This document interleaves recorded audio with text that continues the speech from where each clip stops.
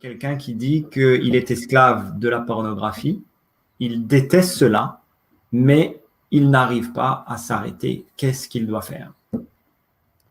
Première chose, d'abord, il reconnaît qu'il est esclave. Et je crois que de la pornographie, on peut être esclave vraiment. C'est-à-dire, c'est une addiction où on a beaucoup de mal à couper, à se séparer.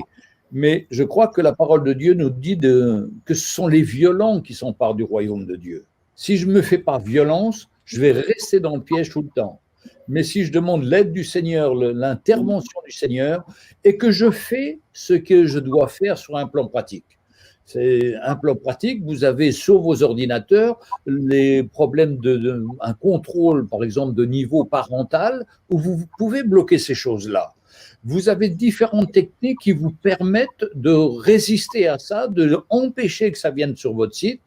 Ma foi, si vous n'y arrivez pas encore, mais moi je connais des frères qui ont été violents, ils ont coupé leur branchement Internet, ils se sont séparés de leur ordinateur pour un temps, et puis ils ont attendu, ils ont prié, ils ont demandé au Seigneur de les aider, et puis quelques mois après, ils sont revenus dessus, et le Seigneur les avait libérés, parce que quand on est déterminé à faire le plan du Seigneur, le Seigneur veut toujours nous libérer, parce que c'est sa volonté et son plan. C'est notre chair qui réclame.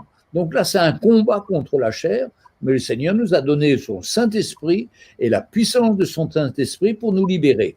Il y a la puissance du Saint-Esprit, puis la décision qu'on doit prendre. On a notre part à faire dedans. Et on doit être violent et nous séparer de ces choses et avoir une vie pure qui glorifie le Seigneur. Vous savez, c'est vraiment un piège de cette génération. Les enfants, tout rentre dans cette pornographie et ça les détruit, ça leur donne une mauvaise image de la femme. Et d'ailleurs, je ne comprends pas que les mouvements de libération de la femme ne se plaignent pas de ça. Ils laissent faire et tout le monde laisse faire et c'est terrible.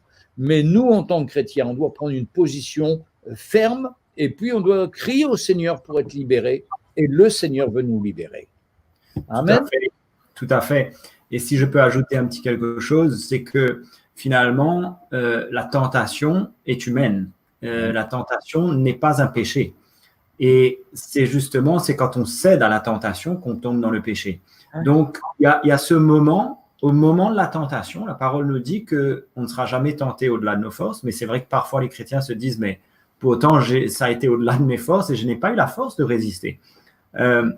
Mais c'est là où la puissance de la croix de Jésus est tellement importante pour un chrétien de comprendre qu'au moment de la tentation, c'est là qu'il a le choix de mourir à lui-même et de crucifier sa chair, si je peux dire, c'est-à-dire de mourir à ce désir qui le pousse à pécher.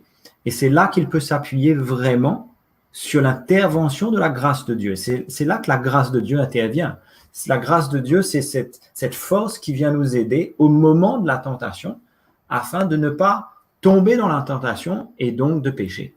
Donc, je crois que c'est là que le message de la croix et la prédication de la croix de Jésus est tellement important dans l'Église pour emmener les chrétiens à réaliser que devant la tentation, la croix est là pour nous permettre de mourir à nous-mêmes, mourir à nos désirs, mourir à nos passions, et de laisser la croix de Jésus emmener cette mort.